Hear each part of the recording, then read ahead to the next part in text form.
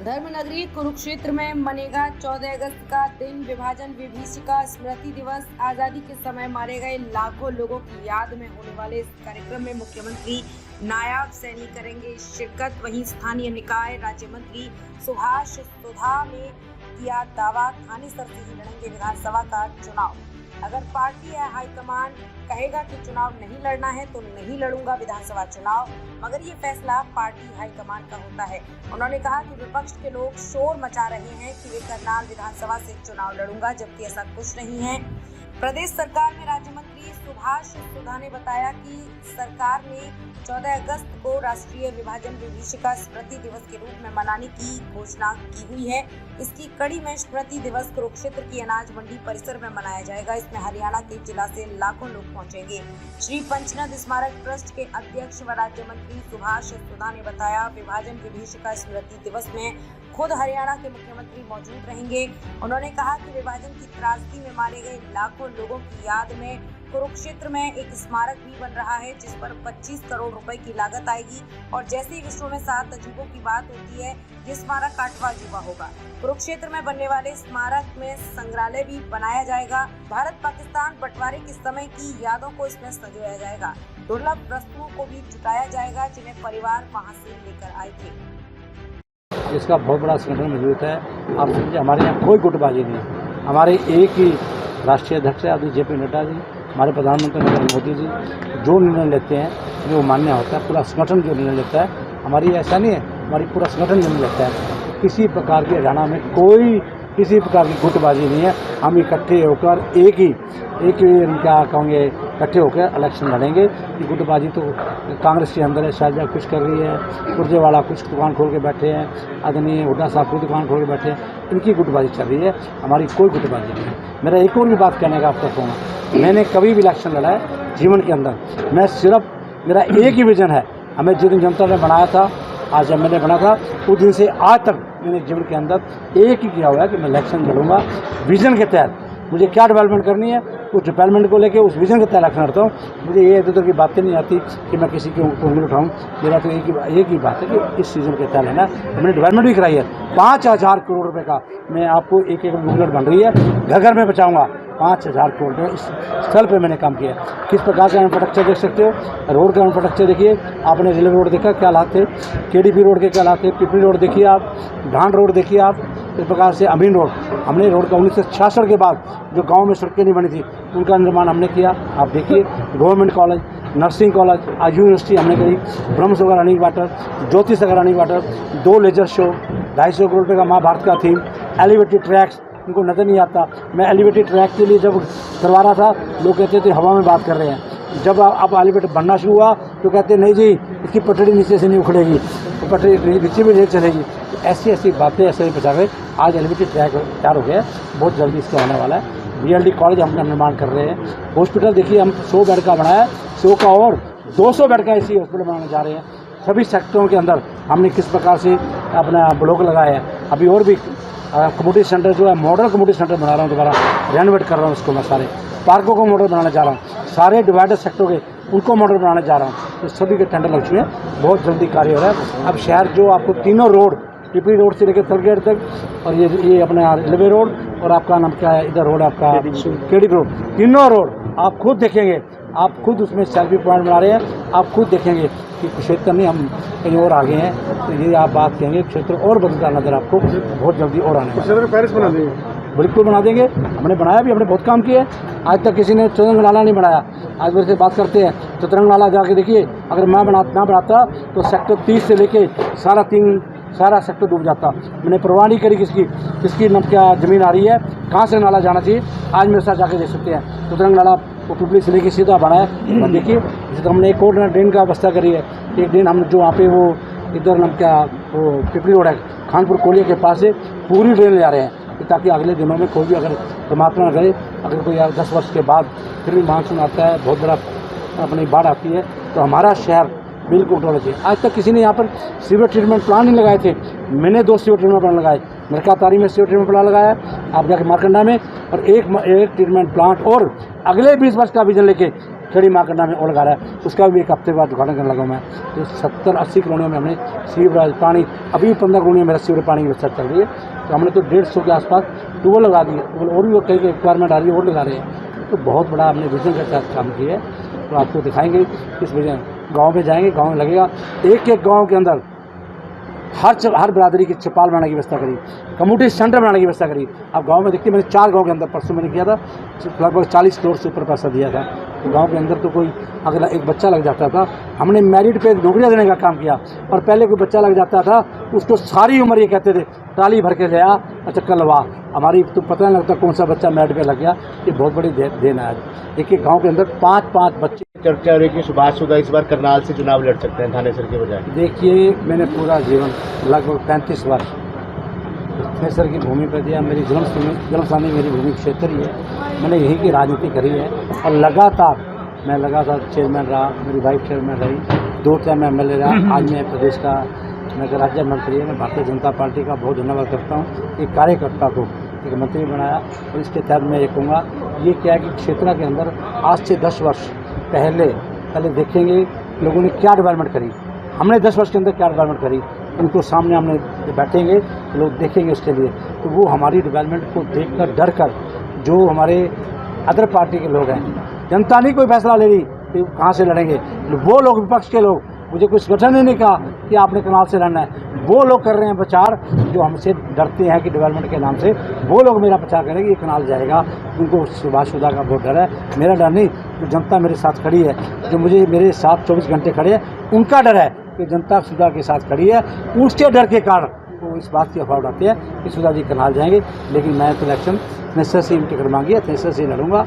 लेकिन मैं एक बात करता हूँ, संगठन की इच्छा है कि थ्रेसर से जो भी डिसीजन लेगी वो अलग बात है। लेकिन मेरे को कोई किसी से मेरी बात नहीं, मैं करनाल से इलेक्शन लड़ूंगा, मैं थ्रेसर से इलेक्शन। अगर संगठन आपको करनाल से लड़वाएगा तो लड़ेंगे?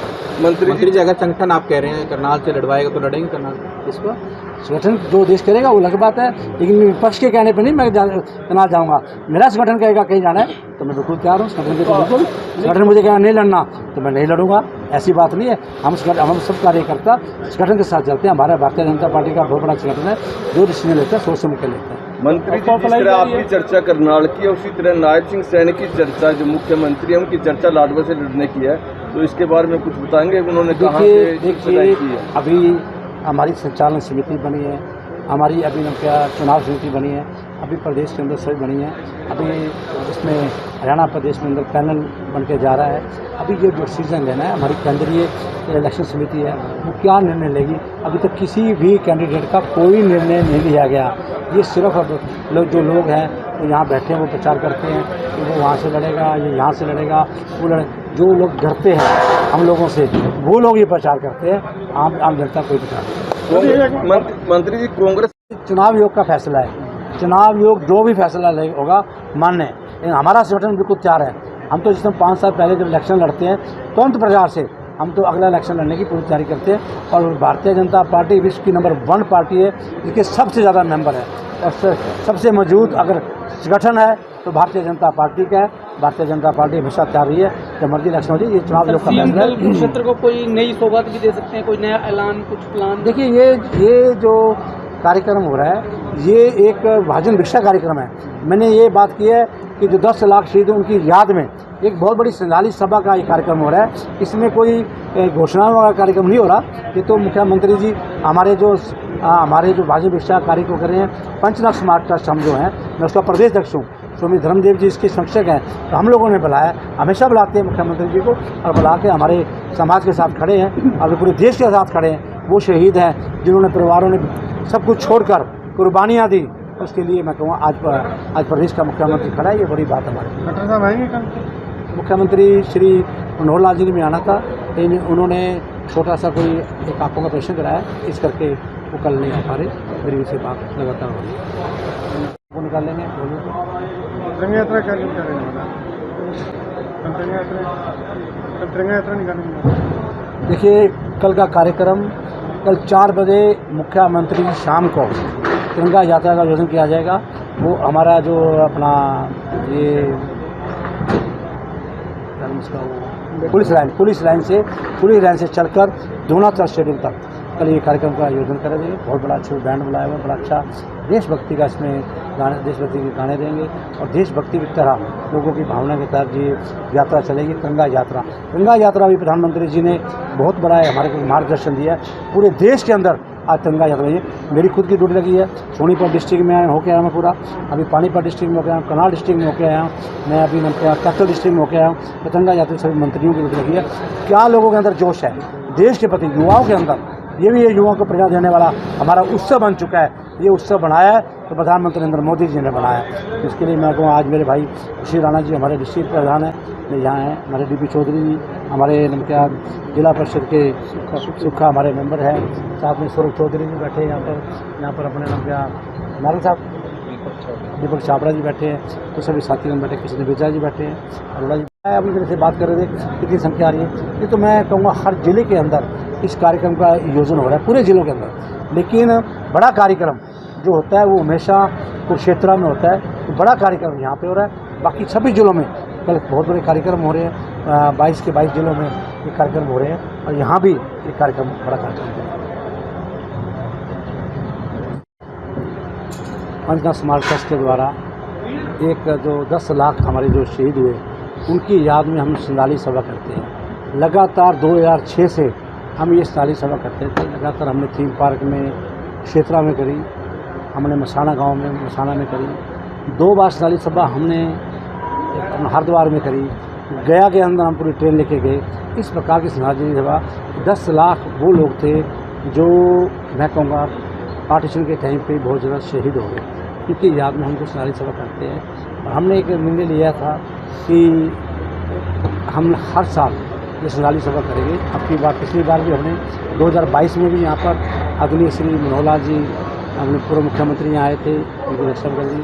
उसके बाद पिछली बार फतेहाबाद में भी की थी और इस बार हम कुरुक्षेत्र की नाम क्या अनाज मंडी में कर रहे हैं। प्रदेश के मुख्यमंत्री श्री नायब सिंह सैनी जी आ रहे हैं, सभी हमारे विधायक, हमारे नाम क्या जितने भी हमारे मेयर हैं और सभी हमारे समाज के लोग यहाँ पर पहुँच रहे हैं। ये श्रद्धांजलि सभा वो सभा है जिन्होंने अपने देश के लिए कुर्बानी दी, देश के लिए शहीद हुए, उनकी याद में। और मैं इसमें सर्वप्रथम प्रधानमंत्री नरेंद्र मोदी जी का तहे दिल से धन्यवाद करूँगा, जिन्होंने पंचनाद की आवाज़ को देखते हुए उन्होंने 14 अगस्त को पूरे देश के अंदर विभाजन भिक्षा बनाने का फैसला किया।